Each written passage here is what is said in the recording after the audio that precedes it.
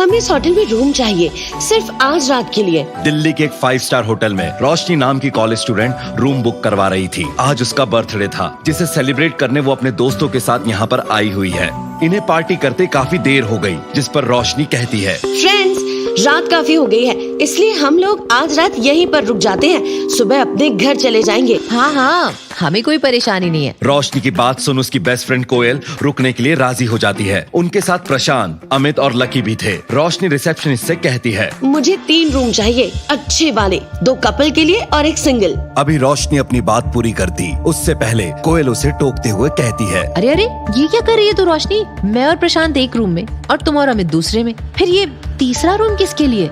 अरे लकी भी तो है हमारे साथ। दरअसल लकी था तो इनका ही क्लासमेट, लेकिन वो बहुत गरीब था, इसलिए कोयल और उसका बॉयफ्रेंड प्रशांत उसे बिल्कुल भी पसंद नहीं करते थे। कोयल रिसेप्शनिस्ट से कहती है, आप 2 ही रूम बुक कीजिए और इनके लिए कोई सर्वेंट रूम या गार्ड रूम जैसा कुछ होगा ना आपके पास, तो वो दे दीजिए। कोयल की बात सुन लकी कहता है, अरे हाँ, सिर्फ रात ही तो बितानी है, मैं इधर ही किसी सोफे पर सो जाऊंगा, तुम लोग जाओ आराम करो। लकी के बार बार कहने पर रोशनी उसकी बात मान लेती है। वो लोग लकी को नीचे छोड़ ऊपर वाले रूम की तरफ बढ़ने लगते हैं कि तभी ओह माय गॉड, कोयल तूने ये क्या कर दिया?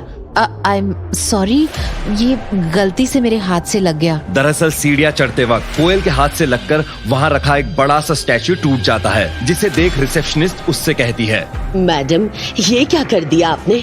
आपको पता भी है कि ये कितना महंगा स्टैचू था? अरे इतनी छोटी बात के लिए इतना क्यों भड़क रही हो तुम? इसके जो भी 5-10 हजार रुपए होंगे वो मैं दे दूंगी। मैडम, ये स्टैचू कोई 5-10 हजार का नहीं था।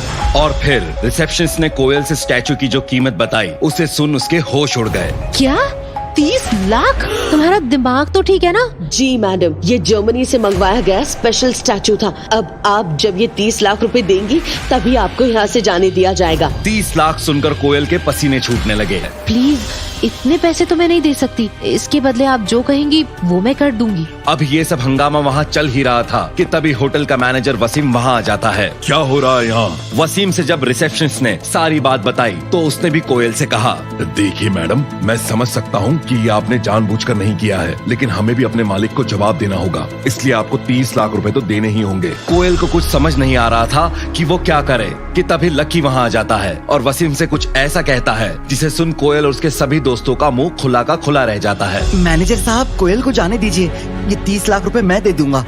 लकी की आवाज सुन जैसे ही वसीम पीछे मुड़ा, वो हैरान रह गया। लकी सर, आप यहाँ? कौन है लकी? इतने बड़े होटल का मैनेजर लकी जैसे गरीब कॉलेज स्टूडेंट को सर क्यों बुला रहा था? क्या वाकई लकी 30 लाख रुपए दे पाएगा? लकी के पास अगर 30 लाख रुपए है तो वो गरीबों की तरह क्यों रहता है? इतने पैसे होने पर भी वो सोफे पर सोने के लिए क्यों तैयार था? उसने अपनी असली पहचान सबसे छुपाकर क्यों रखी है? जानने के लिए अभी डाउनलोड कीजिए